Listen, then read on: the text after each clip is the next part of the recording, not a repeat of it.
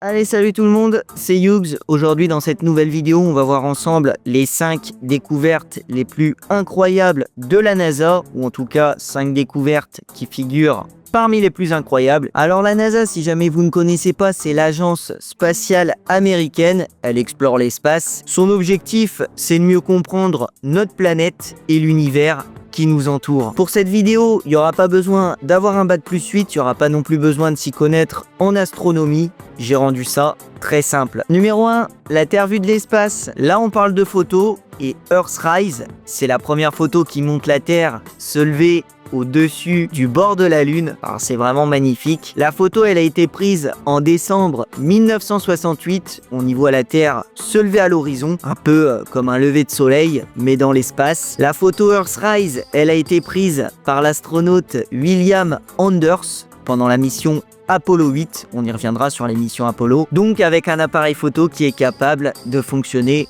dans l'espace. Earthrise, elle a surtout montré que la Terre est frêle et vulnérable. Ça a donné l'envie à beaucoup de gens d'agir et ça a lancé les premières actions pour la préserver. On appelle ça l'écologie. Et la deuxième photo, elle se nomme Blue Marble. Elle a été prise par les astronautes d'Apollo 17, 4 ans après, en 1972. Et sur celle-là, on y voit clairement la Terre dans son ensemble. On distingue clairement les nuages, l'Afrique et même l'Antarctique. Moi, ça me rappelle le fond d'écran de l'iPhone 3GS. Alors, ces deux photos, elles ont beaucoup marqué les esprits, on peut le dire, et elles nous ont fait prendre conscience qu'au-delà des frontières, on n'est pas vraiment différents.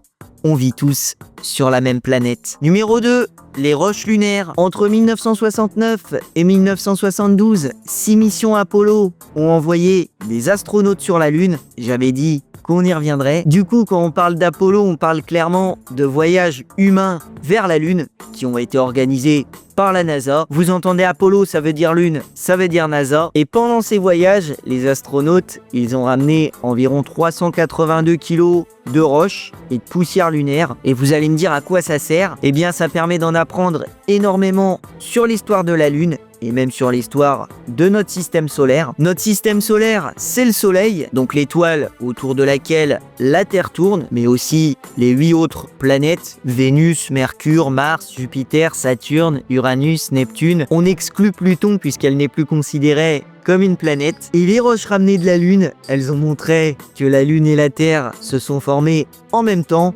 donc il y a environ 4,5 milliards d'années. Avant l'étude de ces roches, les scientifiques pouvaient seulement faire des hypothèses, mais grâce à elles, ils ont pu dater précisément l'âge de la Lune, comprendre comment elle s'est formée et aussi surtout reconstruire l'histoire de notre système solaire. Numéro 3, le rayonnement fossile du Big Bang. Le rayonnement fossile du Big Bang, c'est la lumière la plus ancienne de toutes. Elle est encore présente partout dans l'univers.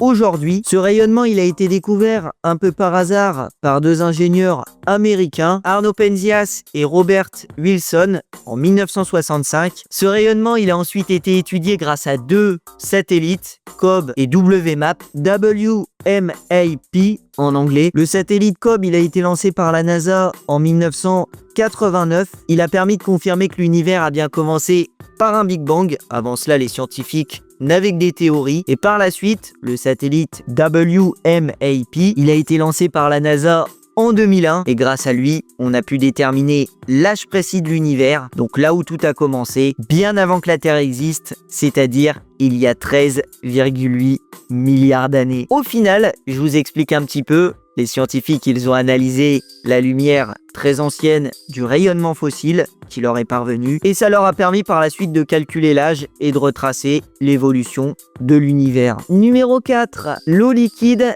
sur Mars. Lors de l'année 2015, la NASA a confirmé la présence de saumure sur Mars. La saumure, c'est une eau très salée. Elle peut rester à l'état liquide sans geler et même avec une température négative. Alors découvrir de l'eau liquide sur Mars, c'est absolument incroyable. Alors pourquoi, vous allez me dire? Eh bien parce que là où il y a de l'eau liquide, il pourrait y avoir de la vie, ou y avoir eu. La découverte de saumure laisse penser que Mars pourrait peut-être abriter des microbes, car sur Terre, la vie existe parfois dans des milieux très salés. Découvrir des microbes sur Mars, ce serait une découverte énorme, car ça prouverait que la vie peut apparaître ailleurs que sur Terre et même dans des conditions extrême. Alors oui, vous allez me dire, c'est seulement des microbes, c'est vraiment très primitif comme forme de vie. Je suis d'accord avec vous, mais c'est de la vie quand même. Et du coup, la mission Mars Sample Return, elle devrait nous donner beaucoup plus d'informations sur une possible vie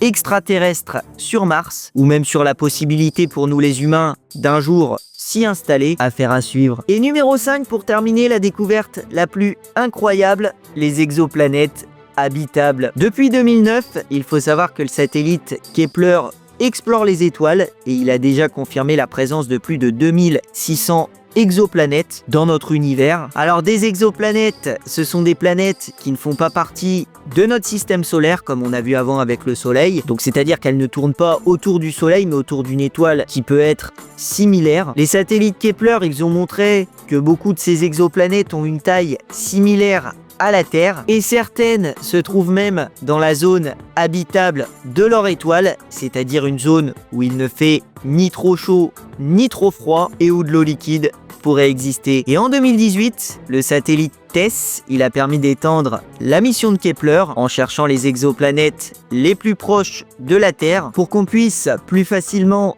les observer, que ce soit pas des planètes à l'autre bout de l'univers en gros. Et en 2019, on a découvert l'exoplanète K2. Je vous afficherai le nom à côté, ce sera beaucoup plus simple. Une planète plus grande que la Terre, il me semble qu'elle est 2 fois plus grande, et qui se situe dans une zone où la vie pourrait exister. Et de ce fait, grâce à Kepler et TESS, on sait maintenant que la Terre n'est peut-être pas la seule planète où la vie peut exister. Et cela, vous l'aurez compris, pourrait enfin vouloir dire que nous ne sommes pas seuls dans l'univers. Voilà du coup pour les 5 découvertes incroyables de la NASA. Vous pouvez me dire quelle découverte vous a le plus estomaqué, on va dire, et laquelle j'aurais pu ajouter à la liste. Si comme moi vous pensez que nous ne sommes pas seuls dans l'univers, vous pouvez vous abonner à la chaîne, activer la cloche des notifications et je vous dis à bientôt dans de futures vidéos pour de nouvelles anecdotes et de nouvelles découvertes. Salut tout le monde. Un jour, ils vont enregistrer la voix grave de Janet qui dit être un homme mort appelé Bill Wilkins. Je m'appelle Bill Wilkins et j'ai 72 ans.